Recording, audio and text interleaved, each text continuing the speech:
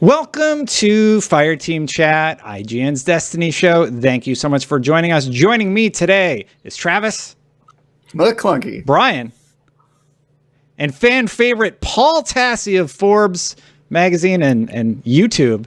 He's got a huge YouTube presence. He's blowing up. High distinction. Oh, it's blowing up. Yeah. Fan favorite. We did a bracket voting system, tournament style, and you came out on top. So that's right. Man, all right. I gotta check out who I beat then.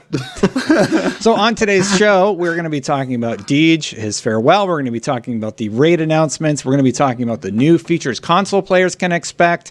And there was a Haunted Forest Secrets tease that we're going to get into. So, honestly, I think the biggest news this week is the departure of DeeJ. DeeJ has been a community manager at Bungie since before the game was out, and he's worked with IGN on a lot of occasions. I'm sure he's worked with all of us in some respect, and he announced this week in the TWAB that he is going on to do something different.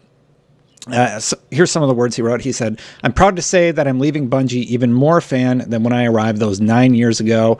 Whoever warned that you should never meet your heroes didn't have a chance to work in a place like this. I'm taking with me a lifetime of incredible memories of Guardians I would have never known otherwise. Destiny will continue to be an amazing game, in part because of you." And if you want to read his full post, it's over on Bungie.net right now. And I thought we would just take a moment to just say thank you to DeeJ for all the work that he did on Destiny, on the franchise, and toss it to anybody on the panel. Does anybody have a nice thing they want to say, wishing DeeJ a fond farewell? I know we've all said it on Twitter already. Nothing nice. All right. No, I wrote an article today about the Destiny community team and DeeJ leaving specifically, and I think it's the best community team in the business, and since he was the leader of that obviously reflects on him a lot. You could see him kind of scaling back and moving behind the scenes like the past little while and kind of handing things off more and more. So I think he's well trained, his replacements in the other guys and girls we know.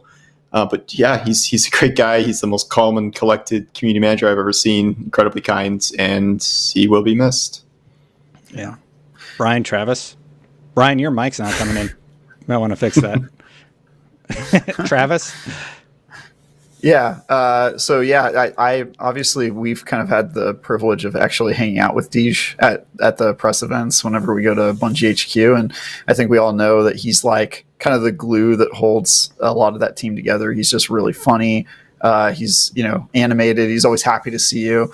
He'll just come and like let you into his life and talk about the old school Bungie days and about his he has like Destiny theme. He likes to like shoot in his free time, and he's like Destiny themed handguns that he will just like show you pictures of and stuff. He's just like such a nice, enthusiastic dude, and he built a hell of a team. So it's sad to see him go, but he touched this community and I think Bungie's culture in a big way for a long time. So.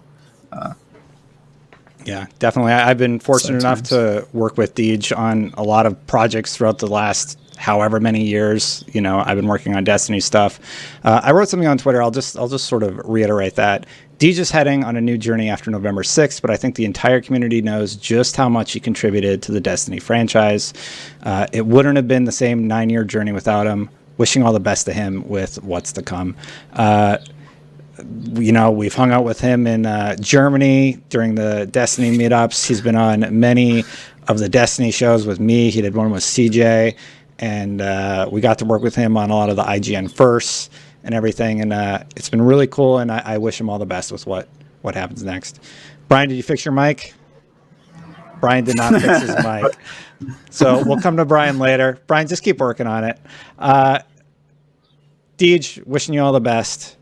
We also got to talk about the news that came out besides the DeeJ reveal on This Week at Bungie. Let's just start from the top.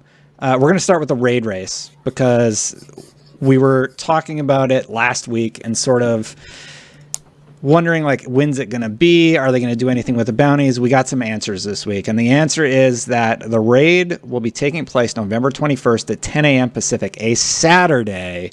Travis, how do you feel about this? You happy about a Saturday release? Yes, I am very happy, both about a Saturday morning release and about the fact that we get 11 days to grind and prepare. And I because they're putting the power caps in place so that you can do all you want to get above the limit, but it's not going to matter after a certain point. I think that's perfect. That's exactly what they should do.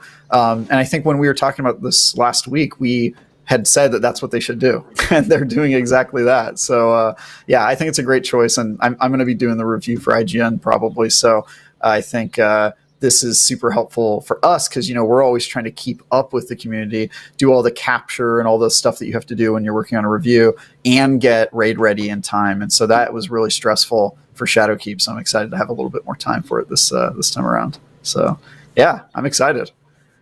Paul, what about you? How do you feel about this date? I think there were very few good, truly good options they could have done. I mean, given the release date, November 10th, and then given all the games coming out the next week, having it be at the end of that. So it's after all the releases, but it's 2 days after Cyberpunk. So I guess it depends on your gaming priorities, and how much time you're going to be able to grind for the raid race in between all that other stuff coming out in between it. And then every day there's more and more stuff added to that list. Like the new Borderlands update is coming out that same week. And in addition to the other games we already know about.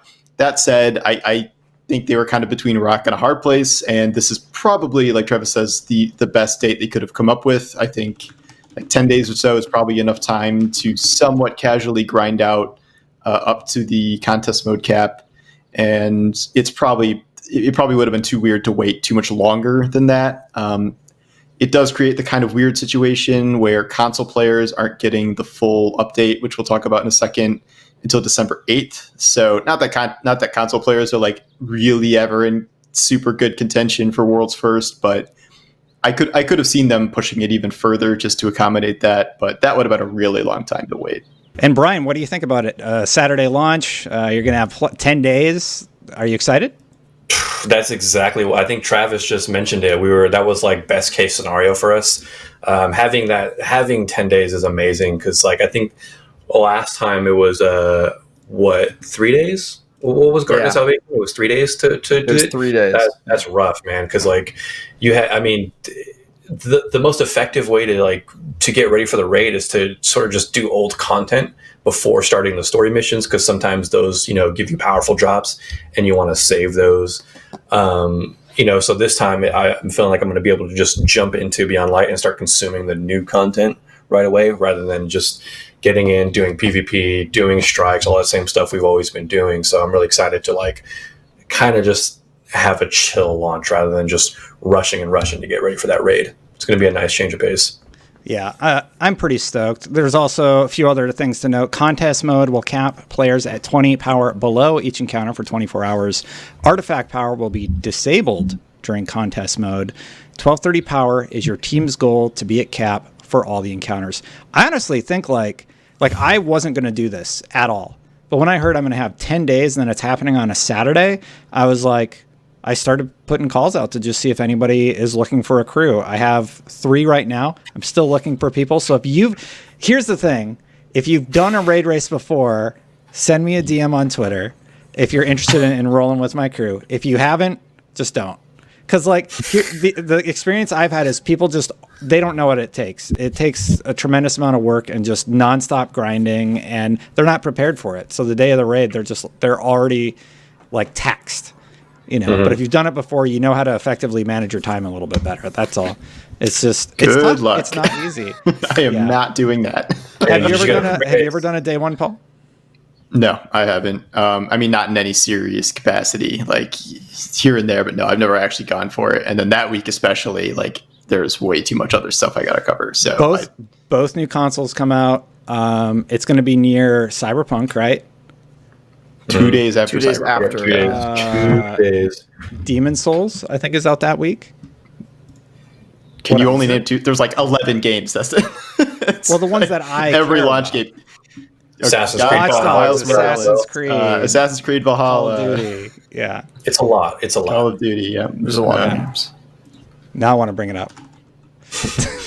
I keep adding to this list. It's crazy. They just added Borderlands. I think the new Avengers character is probably going to come out around then, if I had to guess, wasn't that because it just got They delayed just out of announced the October. delay for that today. Yeah, it said shortly after the end of October, which sure sounds like Here's right what's around on, that time to me. Here's what's on my list: Destiny 2 on the 10th, the Xbox on the 10th, PS5 on the 12th, Assassin's Creed, Godfall, Demon's Souls, Spider-Man, Call of Duty, Cyberpunk.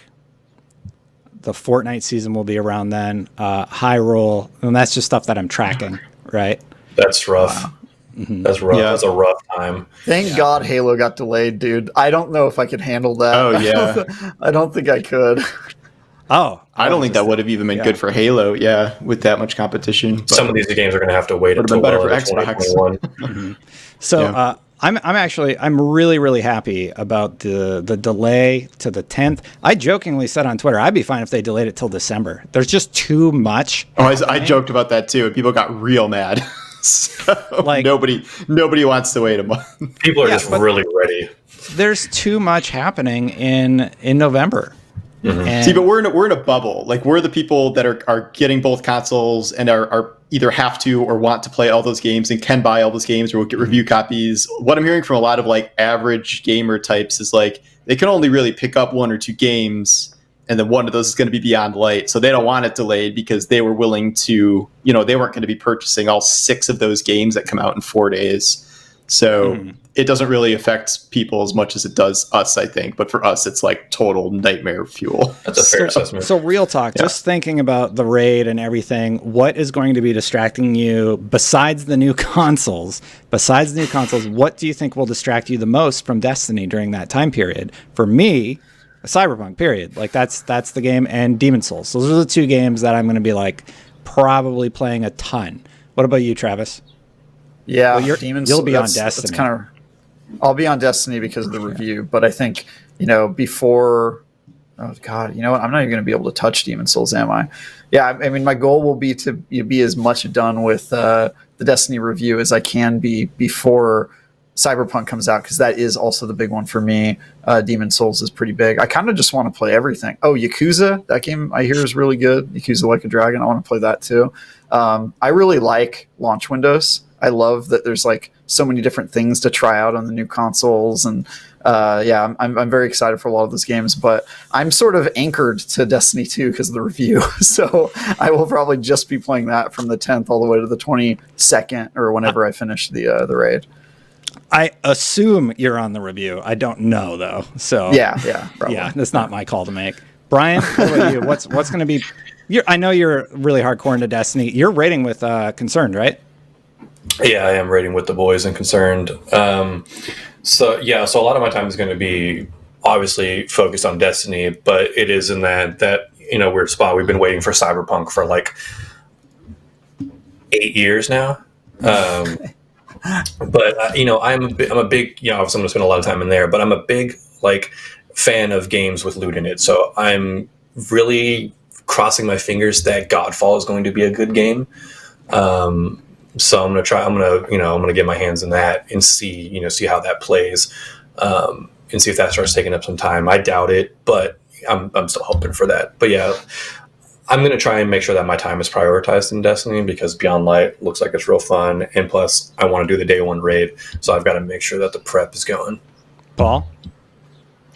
Yeah, I mean, Destiny, even if I'm not day 1 rating or doing an official review, which I probably will do eventually, like Destiny's my priority. I'm going to be writing 1 to 2 articles about it a day, every day for the first 3 weeks.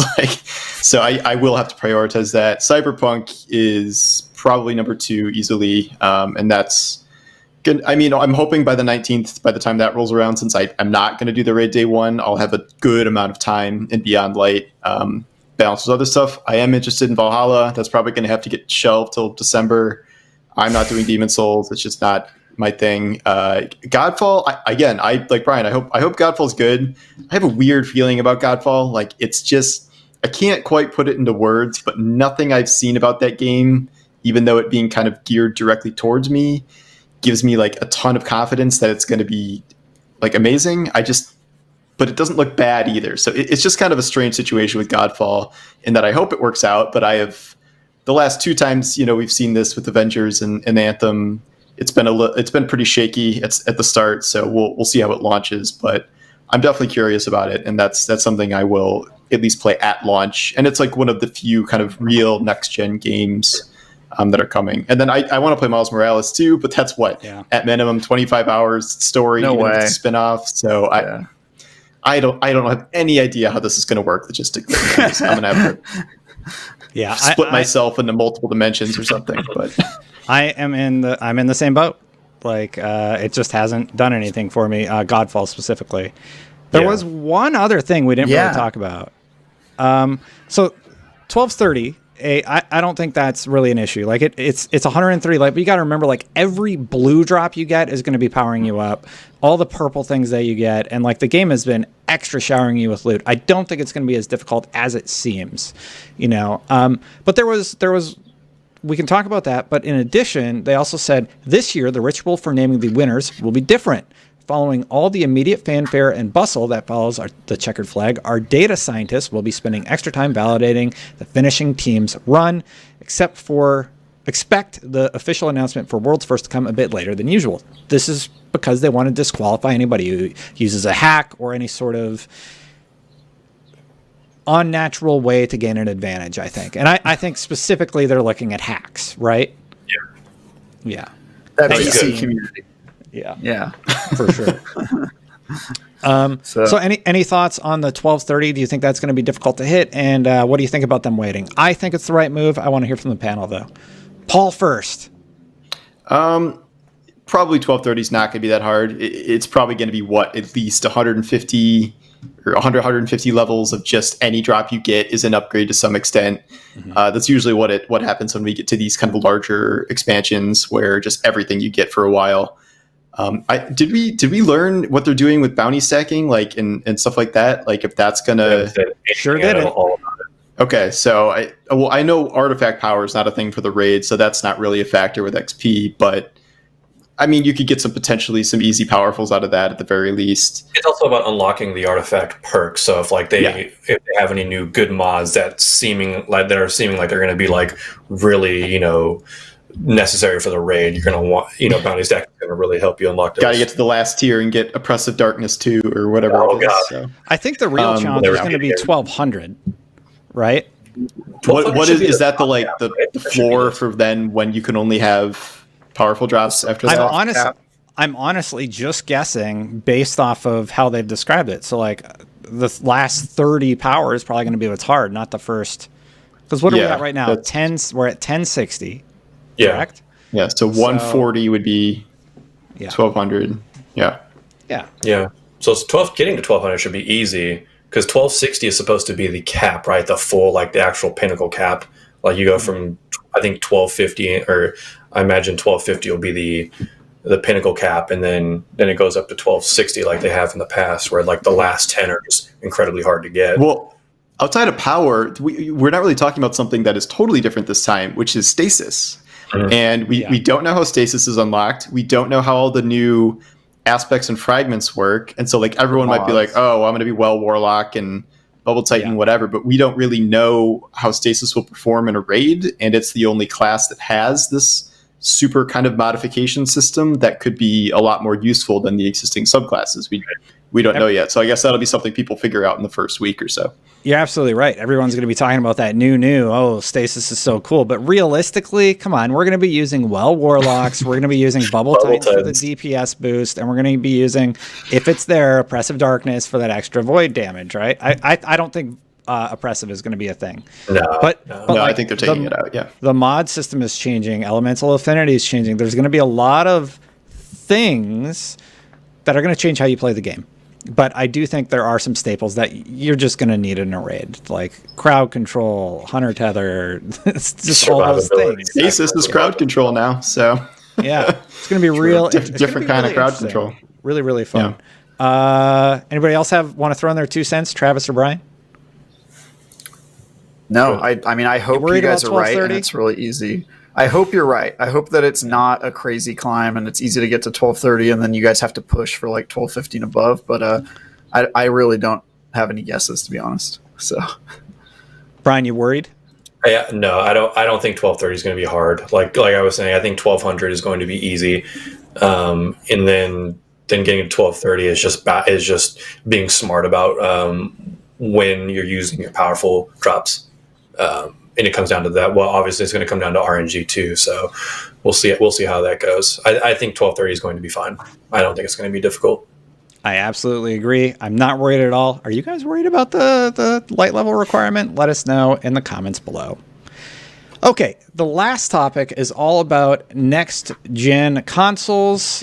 As you know, like the new version of Destiny 2 coming out November 10th, free upgrade on Xbox, PS5, Series S. You're just going to be able to play on the next generation of consoles. However,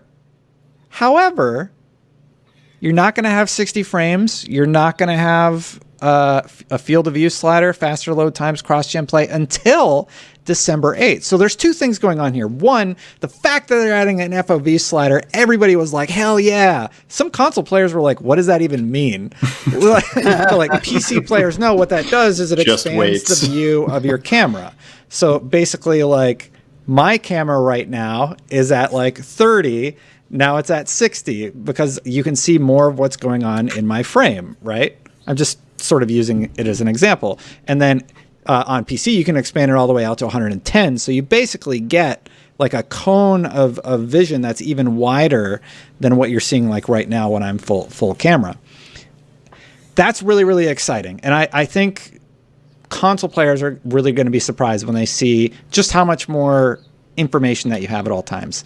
I think that is the cause of the delay more than the frame rate reason. I feel like they can do 60, the faster load times. It sucks that they just delayed all of it instead of just like, hey, we can do 60 right now at the current FOV. They didn't delay load times. Like load times by default. Well, that's just because the hardware is period. Yeah, right. But yeah. That alone is going to be enough for some console players to be like, whoa, like holy crap, because it's going to be blindingly faster if you don't have an SSD right now. So I think that alone will help people to a certain extent. Yeah, for sure. But like, what was your reaction to this? I thought the FOV thing was cool. I nerded out about it. Travis, what did you think? You played on Xbox for years. Same thing. Yeah, I've been playing on Xbox for years and having played on PC. Obviously, I know the benefits of PC, right? Like FOV slider is very useful. Like I said, in Crucible especially, it's super useful. And when you go back to console, it takes a little bit of readjusting to get back to the FOV slider. So I'm glad they're getting closer to parity. It does suck that it's not at launch, because you would think that this is something that happens organically, right? Like they didn't patch in 60 FPS in Destiny. It's just it kind of automatically adjusts based on the power that you have. And I feel like it should work similarly in the console space. But it is what it is. I'm excited for December 8th, but it's too bad that, our review will be done, which is probably going to be a lot of capture on console and stuff. So, yeah. Brian, console player to start with, you moved over to PC. This is cool, right? Yeah. Not the delay, but the delay is definitely unfortunate. But I mean, yeah, it's finally good to see that, because I've been, I moved over from, Xbox One over to PC because of the frame rate. I was sick of playing things at 30 frames, and being able to play, at 100 plus frames on PC is nice, having the field of view slider. I'm actually impressed that they're adding a field of view slider. Like I just never thought that would happen on a console, to be honest, because like of limiting tech, especially in a game like Destiny that's like crazily CPU heavy with what it requires to run. So I'm excited to finally get to that point, because like I've said in the past, like sometimes I just want to go lay down in bed and turn on my Xbox and grind some strikes out. And it's hard to do that, when you're used to playing on a screen. And it might sound really elitist, but going from like 144 frames down to 30 is rough. It's rough on the eyes, and it almost just makes it unbearable to play. So I'm glad that, it's finally going to be 60 on console, because that's a bit more to handle. I agree with you, but I almost don't like talking about it, because it sounds like I'm being an elitist by saying like I don't like playing at 30. But when like your brain just gets used to playing at a higher refresh rate and a higher frame rate, it's hard to go back to something that's slower, especially for a shooter. It looks buggy at that point. Is the thing. Yeah, it takes, your brain has to readjust to the 30 frames. And then when you go back to PC, you're like, oh, yeah, okay, I'm getting all this more information. And that's hard to convey. I'm excited for console players to be able to try this out on December 8th. Paul, what is your take on the new features, and like, how do you feel about the delay? Yeah, the FOV slider. People always used to talk about this like back before I was really into PC gaming, and I was like, what is this? And then I got to experience it kind of with Destiny first and foremost. And for me, the best way I can describe it is, yes, it gives you more information because it's a wider field of view and a wider cone, so you can see more. But it makes the game feel so much faster. Yeah. And like it's a perception issue. Like you're not moving faster, but just some sort of scientific thing that I cannot fully explain because you have a wider field of view. Like there's a YouTube video that demonstrates this. If you look up like field of view, it just makes it seem like you are moving faster than you actually are. And it gives kind of mobility, a perception boost in a way that I don't think people are going to expect or really be ready for. So I think that is something to get very excited about. The delay is weird. I'm sure there was some talk about delaying the whole thing to December, but that ship has kind of sailed at this point. So it is a bummer because I know a lot of people saying like, oh, what's the first thing you're going to play next gen? Destiny in 60 FPS, like obviously. But now you can't really do that. That said, I do think console players who normally exclusively play on console will still be excited about things like faster load times, and there's not going to be, or there shouldn't be, menu lag anymore, which is obviously been a huge problem on console, but the SSD should fix that. It did for me this generation, so I'm hoping that will come through. And then a month later, you get a super patch, and then for the rest of your console time playing, it's going to be like that. So it's not ideal, but it's also not, the end of the world. There was one other aspect that we didn't cover off on that I was just remembering as I was reading through the Bungie.net article. For cross-generation play, Xbox Series X and S players can play with Xbox One players, PS5 players can play with PS4 players. The default PS4 comes with a 5400 RPM laptop drive, basically, right? Inserted in there. Not an SSD, nothing. So if you queue into a game with somebody on an older gen piece of hardware with slower components and that 5400 RPM hard drive, the load times aren't going to be the issue. You'll be sitting there staring at a black screen like when I'm playing on an M2 and I queue with somebody on a slow PC hard drive, for example, right? It's going to be the same problem. So cross-generation play sounds great in theory, but I thought of that and I was like, oh man, that's actually kind of a bummer because you might be throttled by cross-playing with yes, there will be a larger player pool, but you're still going to be hitting these walls of loading because of that. Did you guys consider that at all when you were reading this? Because it took me a little bit to make that realization. I'm like, oh man, this is going to be like when I was installed on my slower hard drive and I queued with my friend Marcus, who was on an M2, right? So yeah. So I thought about this immediately because I think we talked about it on an episode. Like, are you going to be able to play with old, Xbox One players? And now we know the answer is yes. So it seems the consoles are going to have the same problem that the PC community has had. And you even experience it now a little bit on the current consoles. Like I have an Xbox One X, and when I play with people who have an OG Xbox One, I load up into a strike, and then none of the enemies spawn for like 60 seconds while my buddy loads in, right? And if you do matchmaking, the same thing happens. So I don't know if it'll be that much of a difference, but if we're loading in that much faster than people that are on old consoles, that wait could become kind of ridiculous, and I think that might be an issue. So we'll see what happens. What about you, Brian or Paul? Did you guys consider this? Like this, people are going to be confused who don't know about like hard drive speed and like the technology behind it. Like, oh, I have my 12 teraflops on Xbox. Why is it still taking so long to load? Well, it's because you're queuing with somebody on an older piece of hardware, basically. This sounds like an article I'll have to write. Yeah. Why are my load times so slow on PS5? Right? I mean, I've been living this ever since I got my SSD for PS4 Pro. Like my buddies don't have one, so everything we do, I'm loading in, a minute, 90 seconds before them, and it's just you're sitting at a black screen or running around an empty map most of the time. So I'm hoping maybe there's some sort of grouping system where it's going to prioritize next-gen players together, so this won't happen all the time, and it's not just going to have a giant PlayStation pool. But I now that you bring that up, it isn't really something I considered, but I think you're definitely going to see people running into that, especially around launch, especially before everyone who wants a PS5 or an Xbox Series X can get one. For sure. Yeah, I think just- another question like that I would have is more about like the frame rate, right? Because you're going to be playing people in Crucible who are running 30 FPS, and that seems to me like a way bigger problem than load times. Like if you're on an Xbox One, you're just getting destroyed by people who are on the Series X running 60 FPS. Even the Series S, I mean, that's still, it's 1080p, but it's 60 FPS. So I just see like there being like a generation gap in Crucible and anything competitive that's going to be pretty tough. Argument, I don't know, I have a hard time agreeing with that argument, mostly because in the PC space you're already dealing with that, right? Because you could have someone who's running a rig that can run the game at 160 frames a second, but somebody can also run the game who can barely get it over 30 frames a second. It just depends on the price of their rig, and that parity already exists on PC because of the broad types of PC that already exist. So it's like that. The argument, sure, I get that somebody might have an advantage, but it's like that already exists in Destiny or literally any game that's on PC where the frame rates can differ depending on what hardware different people are running. You actually strengthen the point, though, Brian, because if you're playing and you've optimized your copy of Destiny 2 on PC to run with I've been just doing this latency article, so I'm sort of obsessed with it right now. But if you're running at a 20 millisecond latency machine, I've been using a 360 hertz monitor, right? Mm-hmm. I'm pushing as many frames as I possibly can in Destiny 2.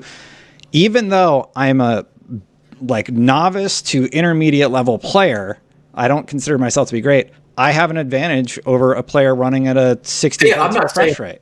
I'm not saying the advantage isn't there. I'm just saying that the problems already exist, right? It's not a problem that's going to be exclusive to console. Because now it's just expanded. Yeah, I mean, like how is PC PvP bit going? Not great. Right? That's my point. For many reasons already. Yeah. If it doesn't work on PC, maybe it's not going to be a great thing. Yeah, it's just going to. I mean, that's just the problem with tech, right? It's like it's not a problem of the game. It's just like that's what happens, right? It's like we can't have one or the other. So it's like we have to have smaller player bases on each system, or we let them play nicely together. But sure, if you have that older hardware, you might find yourself at a disadvantage. But yeah, for sure. Anyway, it's just something that sort of popped into my brain, and I wanted to throw it your guys' way. There was one other thing I wanted to discuss on the show. It's sort of weird, but I'll just bring it up here. So the Korean Destiny game tweeted out, all this stuff is in Korean, and using the translate powered by Google, it says, "Dear Guardians, we have prepared a small event for you with the Festival of the Dead. It is an event for the brave and smart people. Find the answer in the clues we will provide soon." So is something coming? Like, we already have the lens, right? Are they teasing something with the lens, or is this the tree thing that you were talking about off air, Brian? Like, what do you guys think this is? Tree thing? What tree thing I was talking about? The climbing up the tree. I think I was talking about it. I don't think it's the tree. I mean, they're showing a picture of the tree, but I don't think it's jumping on the tree to get candy. I think it's something else. But I don't know. Nothing happened to Reset. This is only in Korean. We have not seen teasers from anywhere else so far as we know. So it could be region specific. Like, I know Koreans have their own vendor. That's like their own thing over there. That said, like it just seems like a good idea to me to get the Ascendant lens like by the end of this event. Yeah. It's a very weird thing. Like it looks somehow related to the lore. It's in a totally new section of collections just called collectibles. And it just sits there, and that's weird. So it just seems like something you should have, especially now that ciphers are not terribly hard to get anymore. So over the course of the next couple weeks here, I would probably get one, because who knows? I don't know if you guys have seen it at all, but the Ascendant lens looks exactly like those installations that you can find when you're running around the Dreaming City. And it does reference the Dreaming City, so maybe we haven't figured out what we're supposed to do with it yet. Yeah, I can't imagine that it's just something that just sits in your collectibles. Did anybody do the Marsov meeting or anything like that and see if it was usable? I just went to see if it spawned the platforms for when you become Ascendant, and it doesn't. So because people are like, oh, it's going to replace tincture of queen's foil and they're going to depreciate that. It doesn't do that. So, No. And I heard some like far-flung rumor that this is a part of the Hawkmoon quest, but like that seems weird to me because this is such an obscure thing to get. It can't be that big. So like and if people miss that, then they're out of luck for the Hawkmoon quest. Like that doesn't make any sense. So that would be crappy. My guess is like it could be something neat, but it's probably not like essential. But if you care enough to like care about any of this, maybe you just get it just in case. Yeah. Yeah, and like I was saying in last week's episode, it's like this wouldn't be the first time that Festival of Lost has had an exotic tied to it, because we did have Thunderlord on the first Festival of Lost. Yeah. After doing that murder mystery. I did it, and then I'm never doing another run again through the Haunted Forest unless it involves the stupid Ascendant lens. You know, I'm really glad I didn't do it because now they made the drop rate better. I basically haven't touched Festival, so I'm going to do that in the next couple weeks here. So there's nothing really tied to it. Travis, give me a guess as to what you think the Ascendant lens does or what this event is, and just make it outlandish as possible. Go. Oh, as outlandish as possible? Yeah. Okay. The Ascendant Lens is a key item that you need in Beyond Light to unlock the 4th playable Guardian class. There we go. Whoa. Okay. I think somewhere in the Dreaming City, you'll use it to access a module, and you will meet the new Light character that we learned about last week for the first time, and get to interact with him prior to the release of Beyond Light. Brian, what's your craziest guess? Just make up something dumb. I think it's gonna. Definitely not Hawkmoon, but I think it's going to be tied to an exotic somehow. Don't know what it is. It's the first piece of decoration for our Guardian apartments that we're going to get in the last city, and then we're just going to have collectibles that we get to put up around our apartment, including looking into the Ascendant lens in our bathroom or something. So amazing. Yeah. I like that one better than the 4th character class. Let's do that. All right. That's all. That's actually all I had for this week. I just wanted to talk about it because like there's not a lot to go on with it. It's like, okay, there's probably going to be another festival thing, and we already had the Ascendant lens, so we kind of figured that anyway.